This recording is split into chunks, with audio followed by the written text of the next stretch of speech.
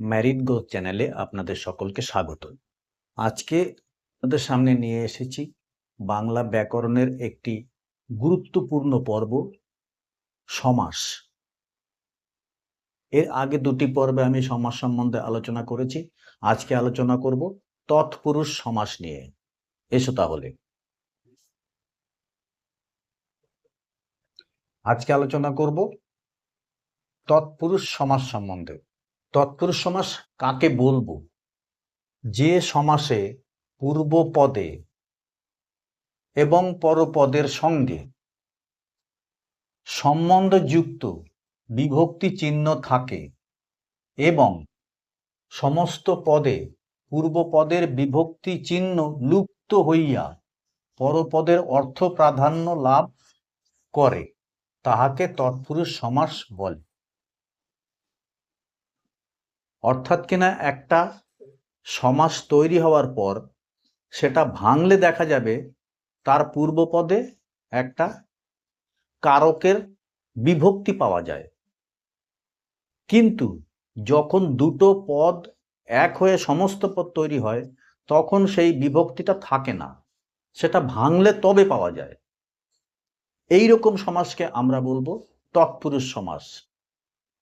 এবং যখন পূর্বপদ এবং পরপদ একসঙ্গে মিলে গিয়ে একটি সমস্ত পদ তৈরি হবে তখন সেই বিভক্তি লোপ পায় এবং পরপদের অর্থ প্রকাশ পায়, তাকে আমরা বলবো তৎপুরুষ সমাস। পূর্বপদে যে বিভক্তি চিহ্ন লুপ্ত হয়, আমরা কারক সম্বন্ধে জানি, প্রথমা দ্বিতীয়া তৃতীয়া চতুর্থী পঞ্চমী ষষ্ঠী সপ্তমী, সেই সব কারকগুলো কি কি চিহ্ন থাকে আমি এক এক করে দেখাচ্ছি তোমাদের। তাহলে পূর্বপদের যে বিভক্তি চিহ্ন লুপ্ত হয় তাহার নাম অনুসারে তৎপুরুষ সমাসের শ্রেণী বিভাগ হয়। যেমন ধরো, 1 নম্বরে আমি লিখেছি কর্মকারকের বিভক্তি লোপে কর্ম তৎপুরুষ হয়। কর্মকারকের বিভক্তি কি? কে বা রে। এইটা দিয়ে আমরা যখন বাংলা ব্যাকরণে পড়ি আমরা বুঝতে পারি কোনটা, এটা কোন বিভক্তির আওতায় পড়ে।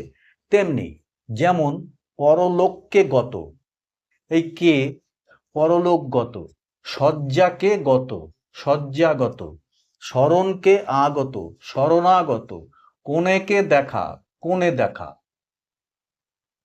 এটা হলো কর্মকারক। করণকারকের বিভক্তি লোপে করণ তৎপুরুষ হয়। সবই কিন্তু তৎপুরুষ সমাস।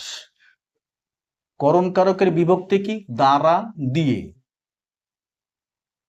যেমন মেঘের দ্বারা আবৃত, মেঘাবৃত।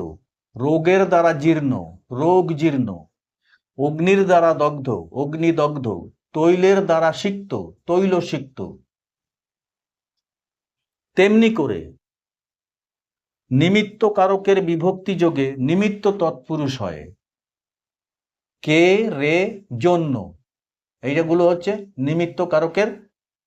কোনো সমাসকে প্রশ্ন করে যদি আমরা তার মধ্যে কে, রে বা জন্য এই বিষয়টাকে বের করতে পারি পূর্বপদে, তাহলে সেই সমাসটা নিমিত্ত তৎপুরুষ হবে। যেমন বিদ্যার নিমিত্ত আলয়, অর্থাৎ কিনা বিদ্যার জন্য, বিদ্যার নিমিত্ত আলয় বিদ্যালয়। শয়নের নিমিত্ত কক্ষ, শয়ন কক্ষ। বন্ধনের জন্য শালা, রন্ধনশালা। বিয়ের জন্য পাগলা, বিয়ে পাগলা। তেমনি করে অপাদান কারকের বিভক্তি লোপে অপাদান তৎপুরুষ হয়। অপাদানের চিহ্ন কি? থেকে বা হতে, অপাদান কারকের চিহ্ন। যেমন কারা থেকে মুক্ত, থেকে বা হতে, কারা থেকে মুক্ত, কারামুক্ত। সাপ থেকে মুক্তি, সাপ মুক্তি। জেল থেকে পলাতক, জেল পলাতক। বিলাত থেকে ফেরত, বিলাত ফেরত। 5 নম্বরে লিখেছি সম্বন্ধ পদের বিভক্তি লোপে সম্বন্ধ তৎপুরুষ হয়। সম্বন্ধ তৎপুরুষ বা সম্বন্ধ কারকের চিনব কি করে? যেখানে র বা এর সম্বন্ধ থাকবে সেটা হচ্ছে সম্বন্ধ পদ। যেমন রাজার পুত্র, র, রাজার পুত্র, রাজপুত্র। সূর্যের উদয়, সূর্যের, এই যে র।